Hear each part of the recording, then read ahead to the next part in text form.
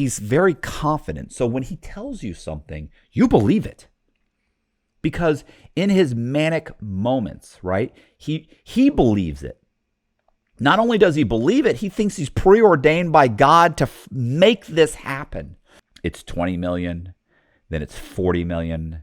It grows 100, 110 million, 120 million. And this is money that Frank's able to use to buy other companies through Mirabilis, this worldwide organization that is hell-bent to take over the world. So what Mirabilis starts to do is they start to focus on investing in companies that have military applications. He started making a ton of money. The problem is that Frank's bipolar issues are impossible to hide for any length of time. Woody said, I know it seems odd to follow someone that has a mental illness and says the types of things that Frank says. He said, but you have to understand, Matt, he was winning.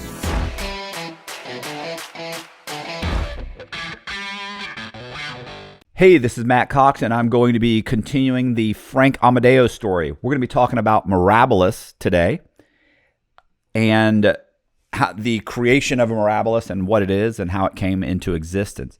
Now, let me start by saying that in the last video, Frank had just gotten out of prison, and a friend of his, or a former business partner and friend, I guess, they had met at a Waffle House or a Denny's or something, and Yaniv had given him a chunk of money that they'd had been in a business relationship, and Yaniv showed up and said, look, Frank had gone to jail, but he got out, and Yaniv gave him this money. So Frank took the money.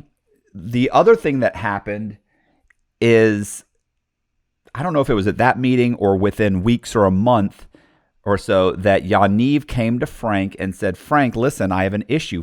Yaniv had been running a company where he was offering like a universal credit card.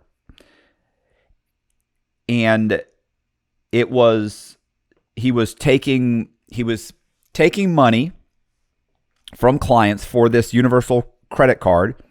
And he was supposed to be, I believe he was supposed to be reporting it on these people's credit, which he ended up either not doing, or I'm not exactly sure. The specifics of that business model are in the book based on what Frank had told me. Yaniv, by the way, I spoke with him and I interviewed him, and he disputed Frank's exact account. But I'm going to tell you what Frank told me.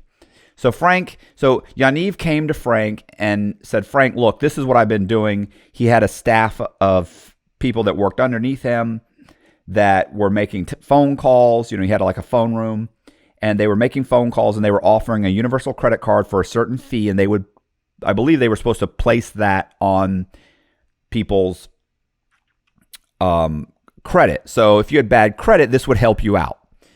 Well, what ended up happening was, Yaniv had taken in a bunch of money, and the problem was he wasn't able to report on these people's credit, or for whatever reason, part of what he was offering, part of the service he was offering, he wasn't able to complete. So he came to Frank and said, look, I'm in trouble because I believe the Federal Trade Commission or some government agency had come into the office or was poking around asking questions, and Yaniv felt like he hadn't done anything illegal, but he also had not provided the service that he had been offering and selling. So let's say he was offering the service for, let's say it was $200 or $300. Let's say it was $200. So Frank said, look, you can give the money back. And of course Yaniv didn't want to do that. He's like, well, I don't want to do that. Like I still have, whatever he had made, a few $1 million or whatever it was. And so Frank said, look, here's what we can do is we'll go in, contact all of these people and offer them, explain to them that the company's going under and that you're offering some of the money back, but not in the form of money. You're going to give them a gift that's worth the same amount of money. So Frank goes in one day and talks to all the salespeople and says all these people that they'd been calling to get money out of, they're now going to call them up and offer them things like, a weekend trip for and of course the weekend trip, Frank goes around to all of these timeshare companies where they'll offer you like, hey, we'll fly you in for the weekend and you stay here at this hotel, and all you have to do is take a 2-hour tour of the hotel, and we'll fly you in. You get to stay for the weekend at this hotel or resort or whatever it is, and then you get to leave, and that's all. You just have to take a tour of these timeshares and it only takes a couple hours. So they call up all these clients that have paid in money but are not going to get the service, and they offer them a weekend trip in exchange for the fee that they've paid. Or they can get, I forget, he was offering some kind of like a clock that they were saying was worth $199, whatever the equivalent of the fee was, and they would mail that to them. So you could get the clock or you can get a weekend trip. Those are the two things. And that basically the company was entering bankruptcy. Or if you want, we're going to be entering bankruptcy and you'll get nothing. So they're giving away clocks and weekend trips that cost virtually nothing for the company. And they do this to the point where basically everybody is being made whole. At that point, Frank said that, I forget the name of the company, the organization, the government organization. It comes in and it's like the Federal Trade Commission or whoever it was. They come in just as this is wrapping up, and Frank explains to them what the issue was and that what they're trying to do to resolve it. And they kind of say, okay, well, we got a bunch of complaints, but sounds to me like you guys are handling it. It doesn't sound criminal, although Frank, when he talked to me, said he felt it may very well have been criminal or could have gone criminal. But because they kind of headed it off at the pass before anything had been filed, he was able to quash the whole thing. Now, I say that, tell you that story to let you know how Frank became a venture capitalist. That basic little scheme that he came up with to get this company out of a jam ended up getting his name spread around town, let's say.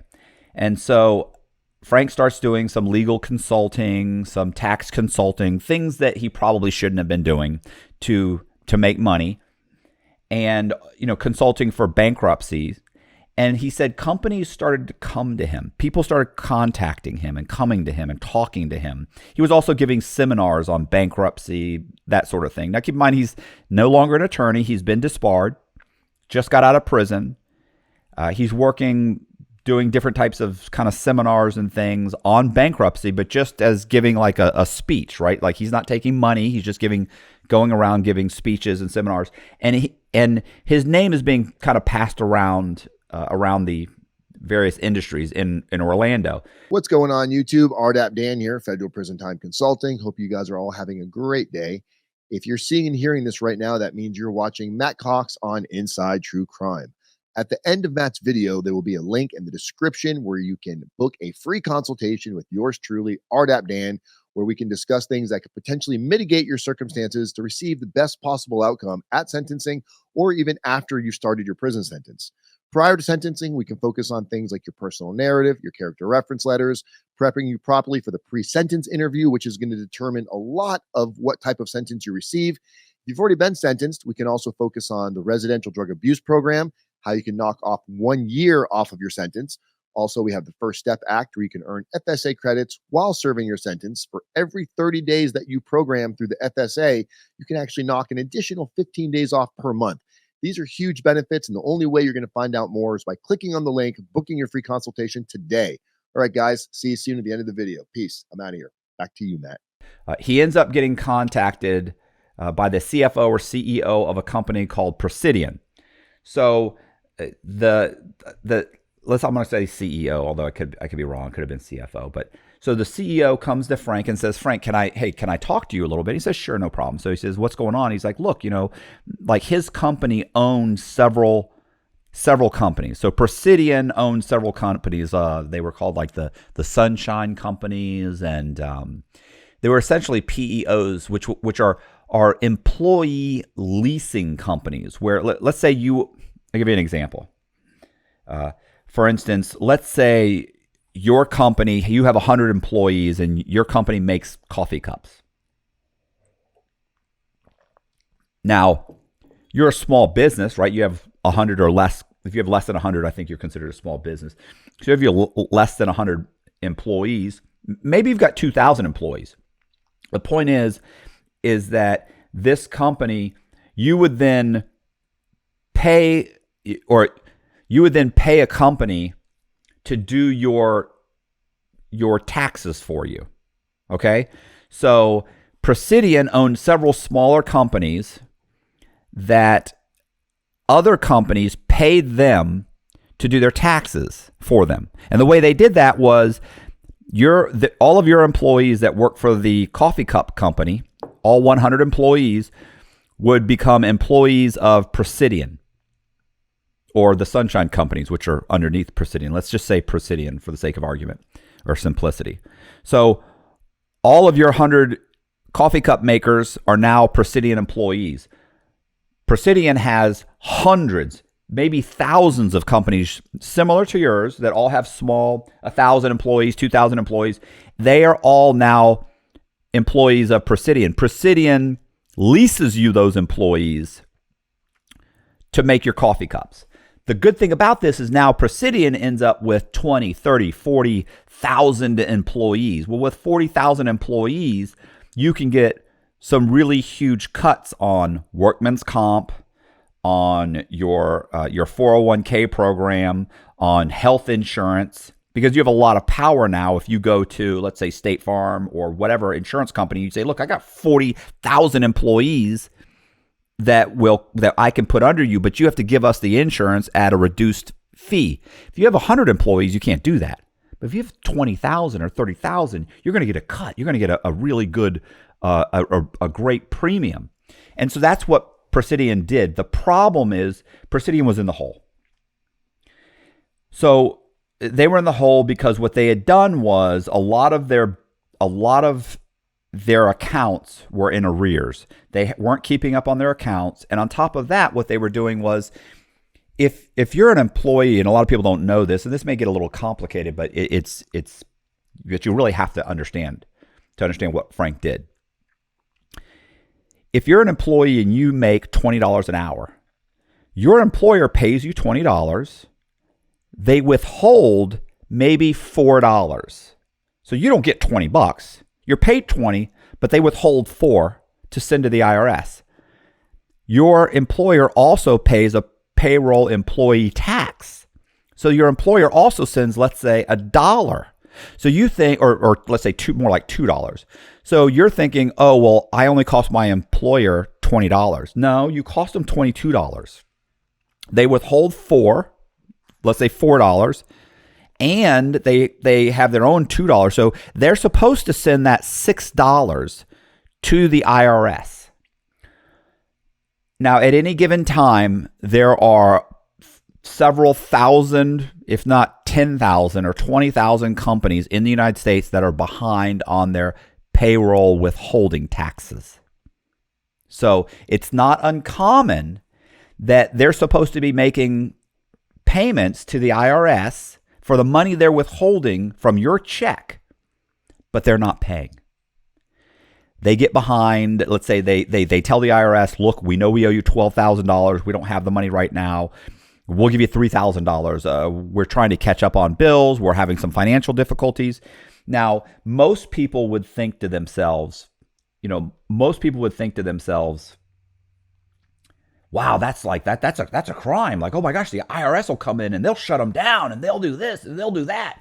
But the truth is, because it's so prevalent and it happens all the time, and these aren't companies that are trying to do anything wrong. Like this company isn't trying to screw over the IRS.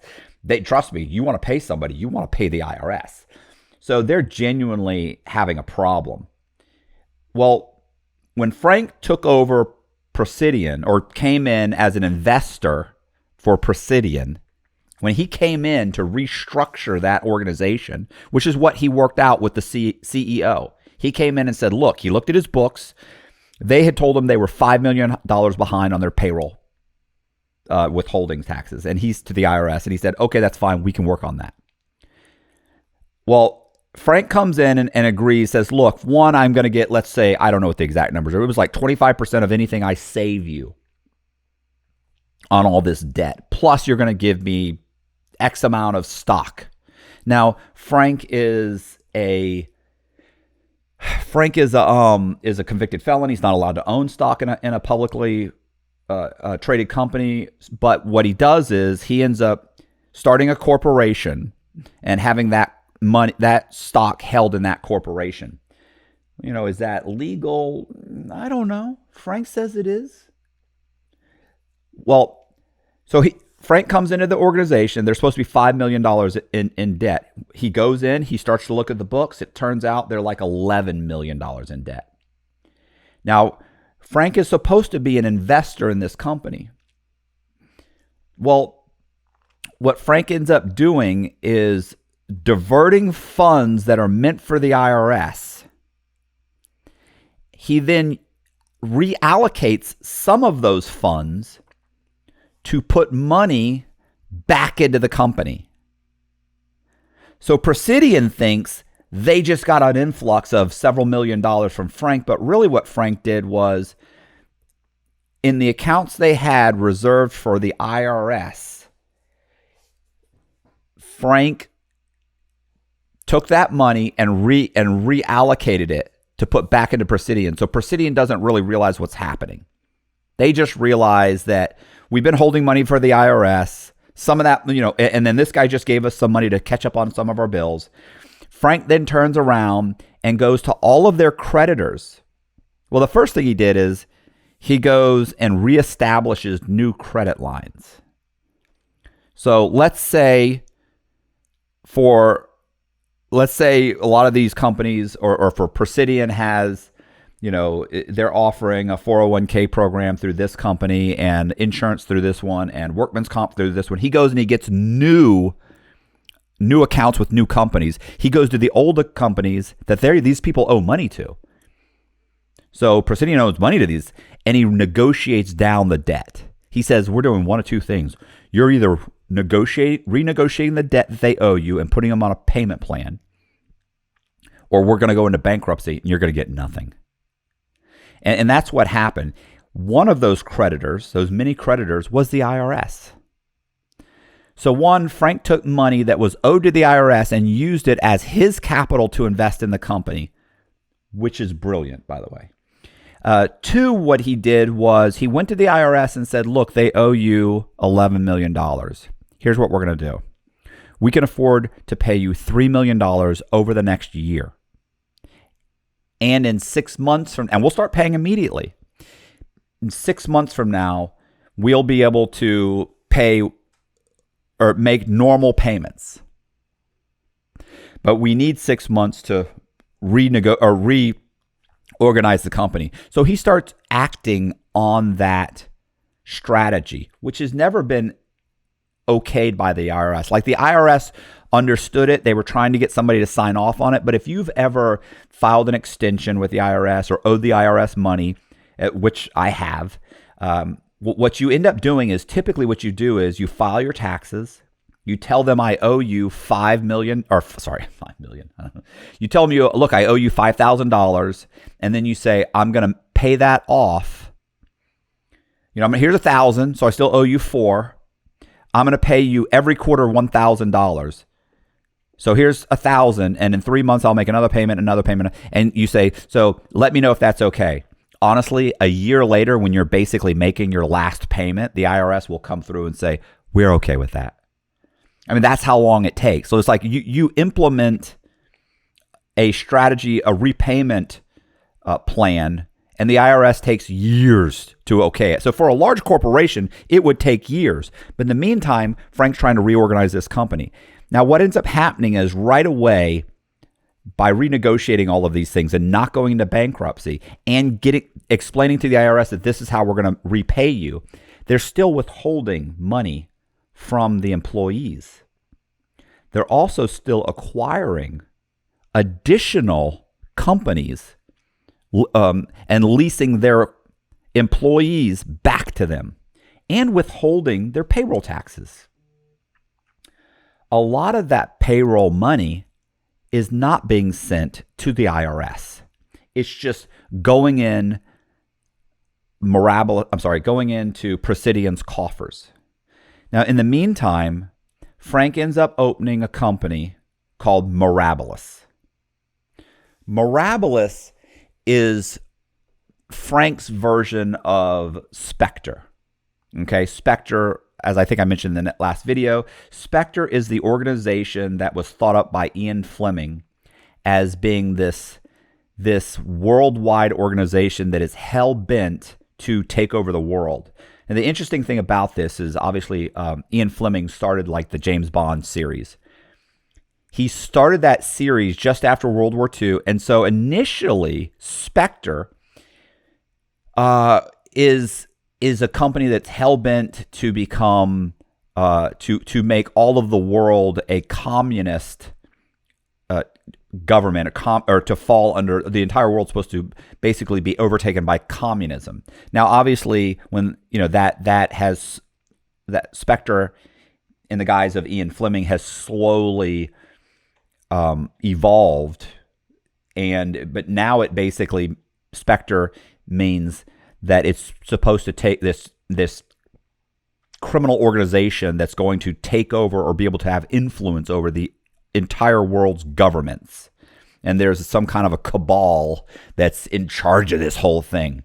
Regardless, Mirabilis is Frank's version of Spectre. So he starts Mirabilis. Mirabilis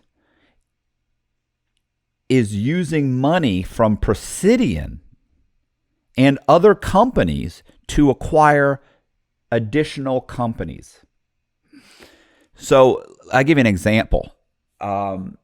They would take money, put it into Mirabilis, and then Mirabilis would go in and I actually give you one that I give an example in the book, because he's got tons of examples. There was a company called, I forget the name of the company, but it was a company that was an asbestos removal company. Now, asbestos is a product, like an aggregate product, that was used in all kinds of construction back in the 50s, 60s, 70s. Probably by the 80s, they realized that it it contributed to cancer. So they stopped, obviously they outlawed, you're not allowed to use asbestos anymore. The problem is people had shingles on their roof, right? Like, so you got like your roof, 3-tab, shingles that had asbestos in them. It was this very tough kind of fibrous material, like fiberglass. And so you would go in and listen, they were using it for everything. Like we're talking about, it's in clothing, it's in all kinds of stuff. So you have, if you find out a product has asbestos, you have to have a special company come in and remove it. They have to have the gear. They have to make sure that the fibers don't get into the air. Like, you have to have it vacuum sealed and all kinds of stuff. So Frank, there's a company that basically there was a company, he gave me an example, which is actually, this is a brilliant example. It's an asbestos removal company that had a contract with the U.S. government to remove asbestos from several, I'm going to say they were like subs or something, but it may have simply been like a Navy boats or something along those lines. Like there were several boats or subs or something along those lines. I don't know exactly. I have the specifics in the book. Well, this company has a huge contract. The problem is that the government doesn't pay until like 90 days after you're done. And this is going to take this guy 6 months to complete the contract. He can't survive. It's a small business. He can't survive for 6 months.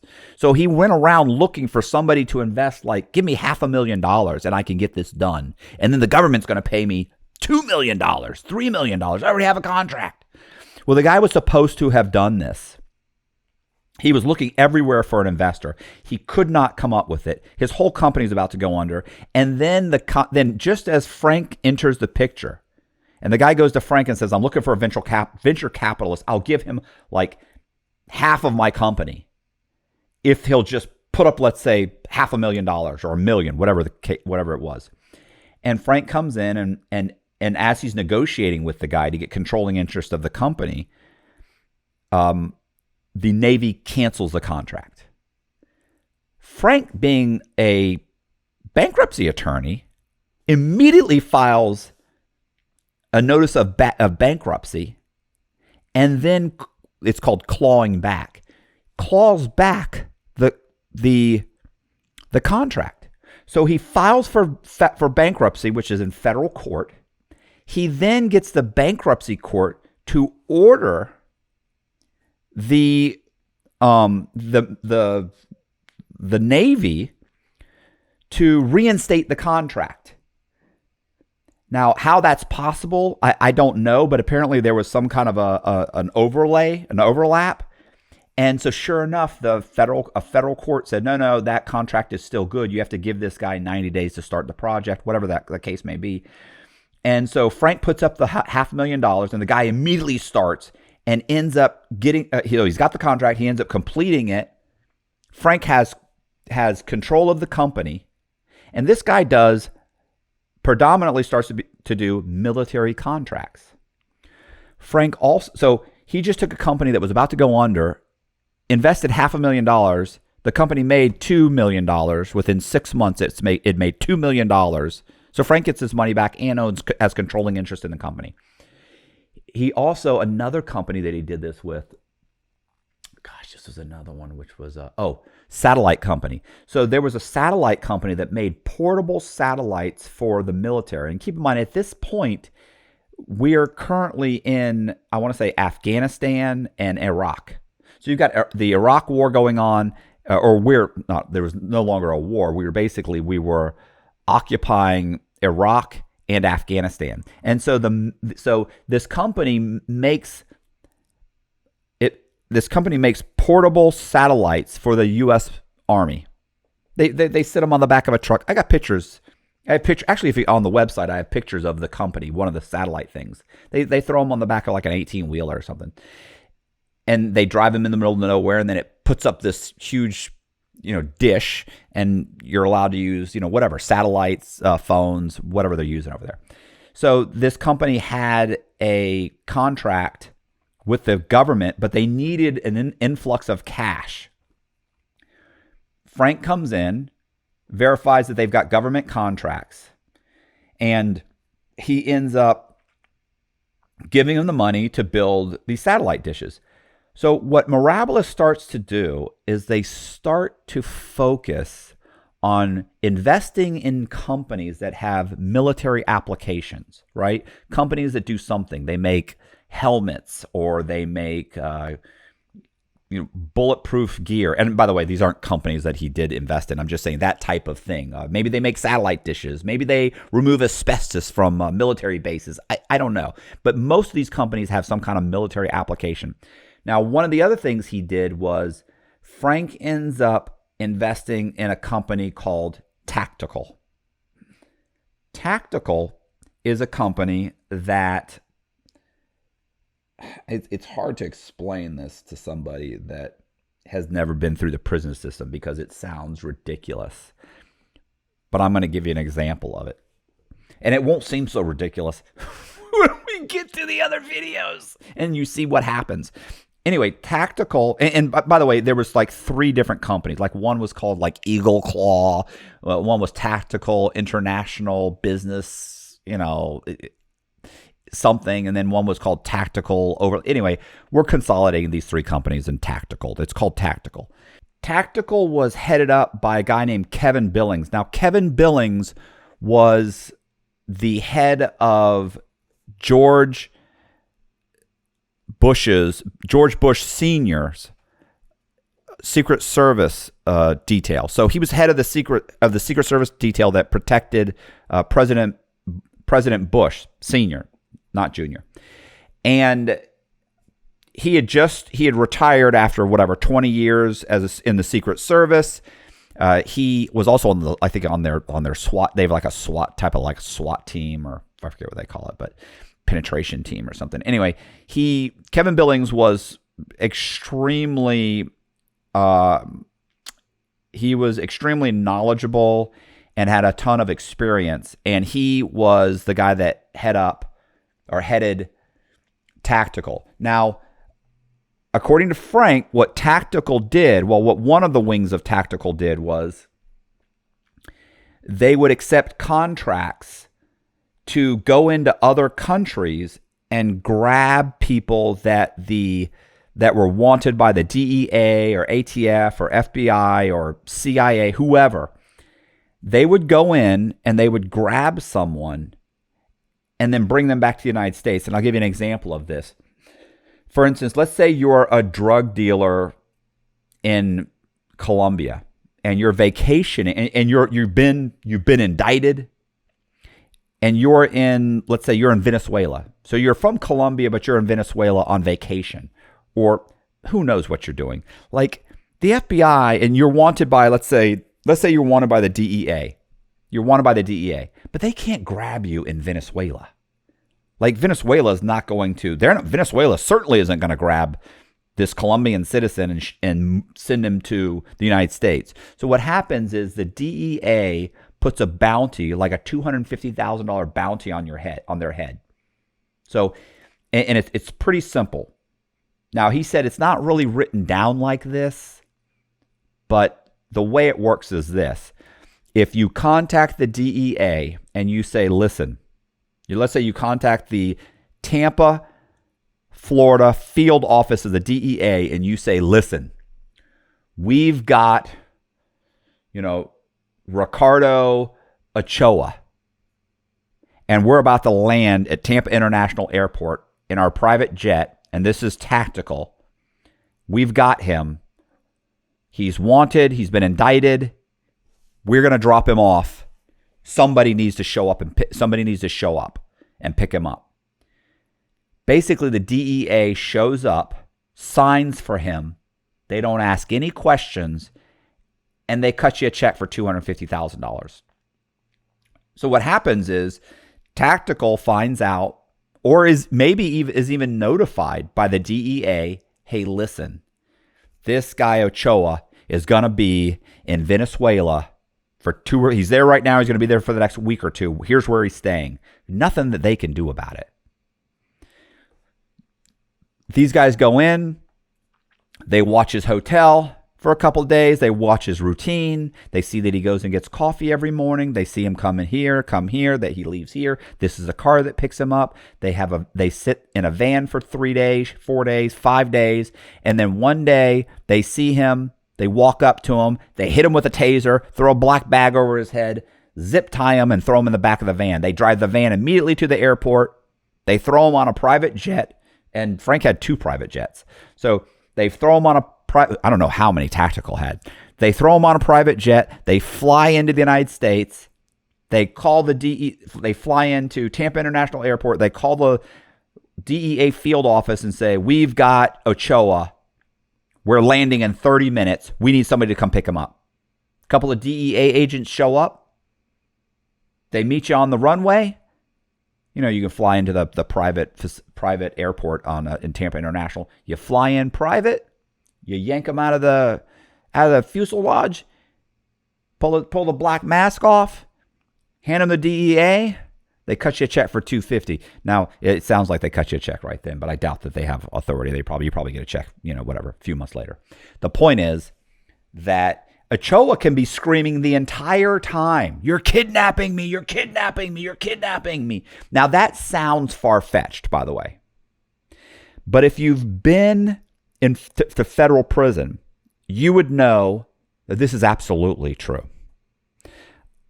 I have met at least 20 guys that were not only in their own country when they got grabbed and thrown on a plane or picked up by the Coast Guard. You know, these guys would grab. They don't even know who grabbed them. Like, they're like, literally, I don't even know. They know now. They always say, oh, it was the U.S. government. Of course, the U.S. government will tell you, no, we didn't grab them, because they didn't grab them. Companies like Tactical do, or companies like Blackwater, or isn't it Blackwater? BlackRock? The investment place? No. I'm talking about these private military groups, right? These private military groups, and that's what this is. It's a private military group that they do stuff that the military or the U.S. government can't do, so they hire them to do it. So these companies will go in, grab them, because think about it. If they grab them, let's say these guys get caught. Let's say some police officer pulls over the van. They find this guy tied up in the back of it. They yank these guys out. They arrest them. They say, well, we're arresting you for kidnapping. What do these guys do? It's not. Now, if they're CIA agents or FBI agents, they can go to the U.S. government and say, hey, you sent us over here to grab this guy. Now, granted, that's a huge international issue right there, right? Like, that's a huge debacle. But if some private guy says, hey, we grabbed this guy to get a bounty, we're U.S. citizens, we need help, the U.S. government will be like, sounds to me like you kidnapped somebody in this other country. Like, that's horrible. You're on your own. We didn't sign anything for you. We didn't send it. The agreement is, if you show up and call us, you get a check, no questions asked. We certainly didn't tell you to go grab this guy. We didn't sign anything. We didn't promise you anything. So I know many, many people in prison that are like Colombians or Venezuelans or other countries that don't necessarily, Brazilians, that don't necessarily have a good relationship with the United States. I even met a guy that was a hacker that had been grabbed. He was Russian, and he went to, now I don't know if it was Ukraine or which country it was, but it was some country that wasn't a part of Russia. He's a Russian citizen, wanted, and had he stayed in Russia, he'd have been okay. But he went to some place like, I don't know, Belarus or Ukraine or some other country to go on vacation, and thought he was okay, and came out of his hotel one day and got grabbed and thrown into a van. And he said he was flown to Germany. And then in Germany, they put him on a plane and they flew him to the United States. And it wasn't until he got to New York that he even realized that what was happening. Like, they literally told him nothing. They're just escorting him. And this went on for days. They didn't tell him anything. He would tell you that, well, the U.S. government grabbed me in Ukraine. But most likely it wasn't the U.S. government. The guys never told him they were U.S. government. They just said there's a warrant out of the United States for you. What warrant? What? That's all we know, bro. That's all we know. They don't say, hey, we're FBI, we're Secret Service, we're CIA, we're DEA. They don't, U.S. Marshals, none of that. They grab them, and these guys always think that that's an American agency. Well, it's not. It's companies like Tactical, and that's one of the things that Tactical did. Tactical also accepted contracts in Afghanistan to do things like, guard military barracks, or they would drive convoys or guard convoys of food. Things that, like, okay, so let's say the U.S. government lands a bunch of food at the airport, and they need to drive this 5 trucks full of food, MRIs or something. MREs, meals ready to eat. MREs, they have to drive them to, let's say, the green zone or to some school, whatever. Well, I mean, this is a bunch of food. Like, this isn't going to be attacked by some militia group or anything. So what do? They give that assignment to Tactical. Tactical has a bunch of guys. They have machine guns. They drive, Toyota pickup trucks, and they escort them. But those guys make good money. Tactical makes good money. It's funny. I have articles where it talks about how they're flying in. Mirabilis is flying in like seeds for the Seeds of Hope program. Mirabilis flew in tons and tons of seeds, and those convoys were all guarded by groups from like Tactical. So with that said, that's like one of those companies that was developed by Frank, or that Frank bought, that had military applications. Now, one of the other things that Mirabilis was doing was they would buy up companies and multiple companies that worked well with one another. And then they would do things like, let me give you the example of printing. So let's say you needed massive printing. He might buy something like a publishing company, and then he may buy several other companies that needed printing to be done. And what they would do is all of these other companies would use the publishing company to do all their printing. So they would take 5 companies that now use one company to do all of their printing. And so you just removed an expense from all of these companies, and you also gave the contracts for that printing to a publishing company, or to a company that deals with equipment or printing equipment. And as a result, all of these companies get a discount on their printing, and the company that you bought that was failing is now making money because it's got all of these new contracts. That's the type of thing that he was doing. So he's taking these companies, he's investing money from the IRS that should be going to the IRS.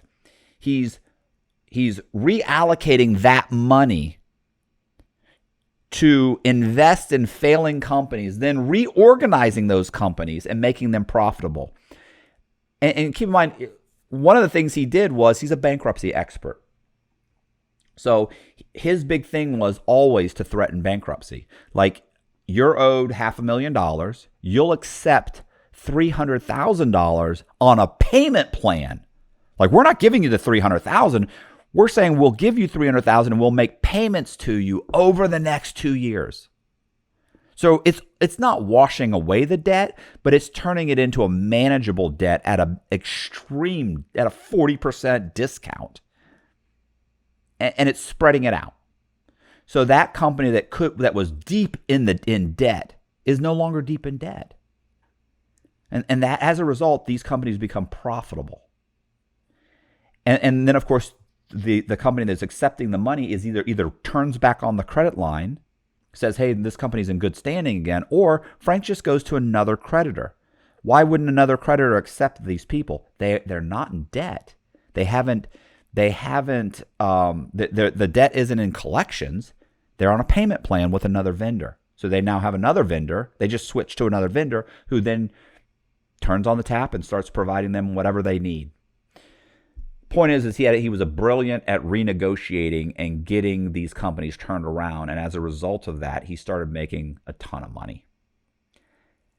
The problem is that Frank's bipolar issues are impossible to hide for any length of time.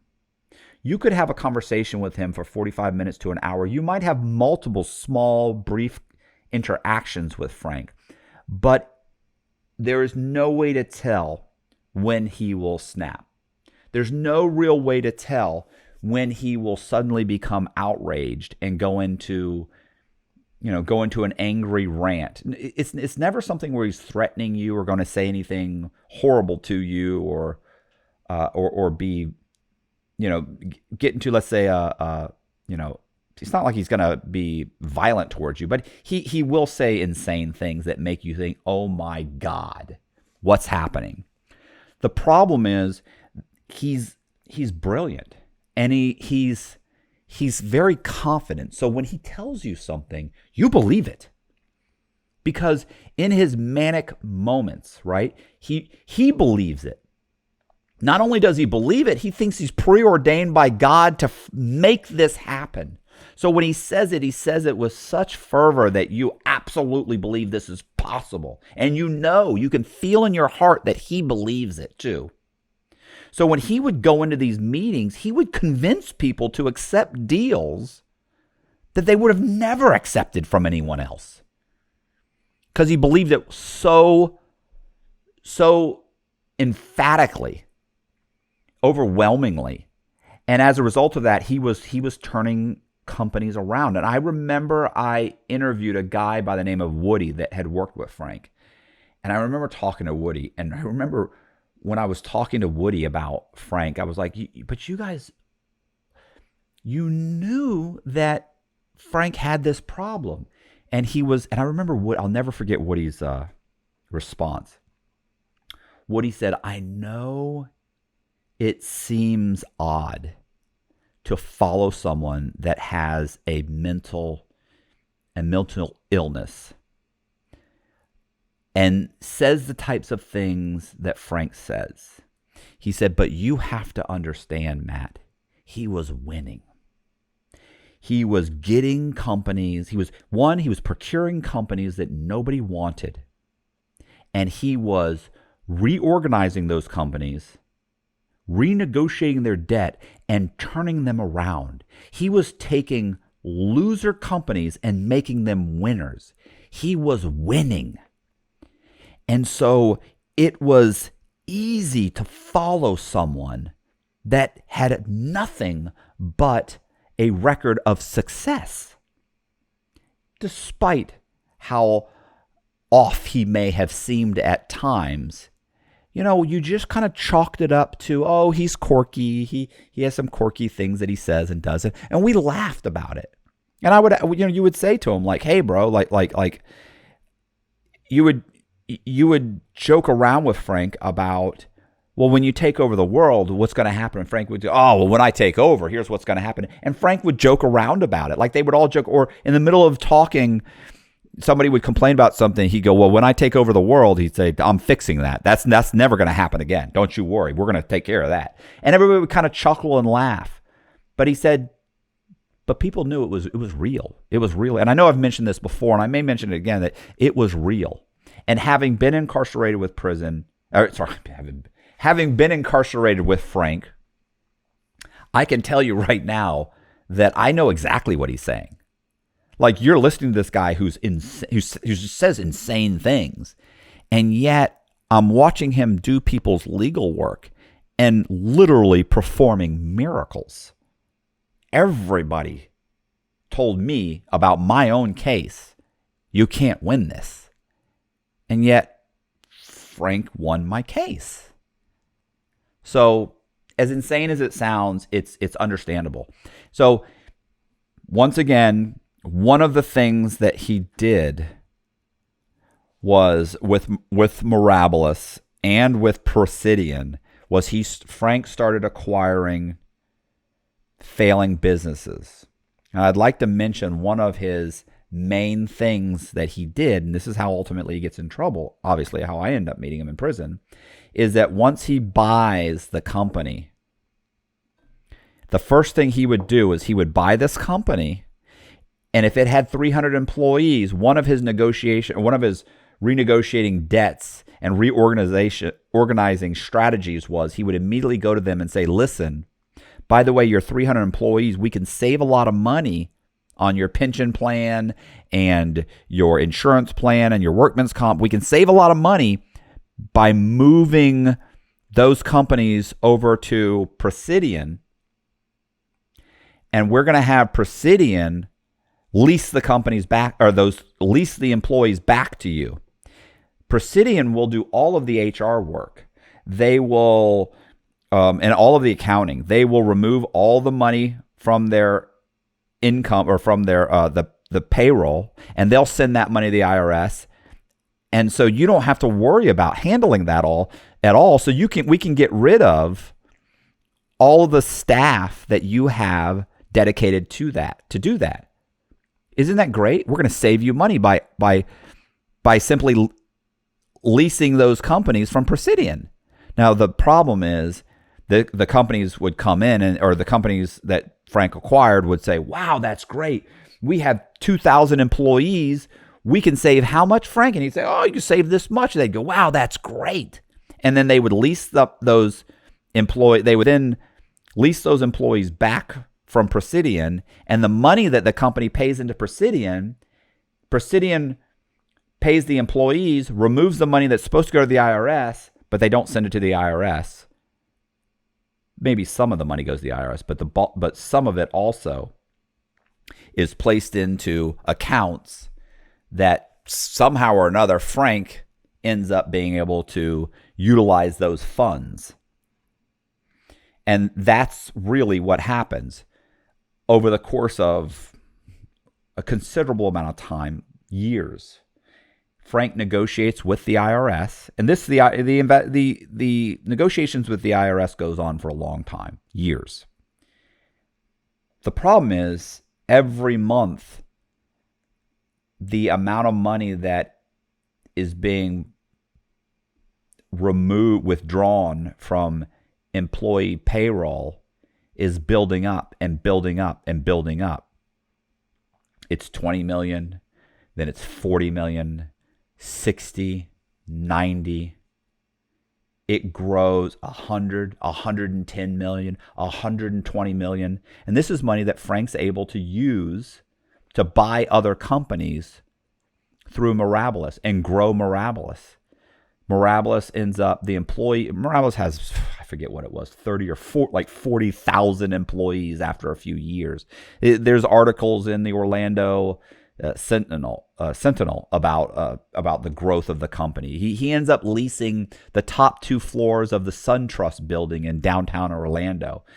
From Frank's office window, you can see the globe of Epcot. So Orlando is surrounded basically by Disney World and Universal Studios and MGM Studios and Epcot and all these Mickey Mouse World entertainment type places. And from Frank's, I always loved the picture, the idea of Frank standing at the window, the top floor window of Mirabilis, looking out over Disney World with the shadow of Epcot's globe, covering, or striking the window, or whatever. It's just so hilarious that this is where it's appropriate that this was where his office was located. Anyway, I appreciate you guys watching the video. That was probably too long-winded, but regardless, I'm doing what I can. I appreciate you guys watching the video. Do me a favor, if you like the video, hit the subscribe button, hit the bell so you get notified of videos like this. Share the video. If you haven't watched the other videos, go watch the other videos from the beginning on this series. And I appreciate you guys checking it out. See ya.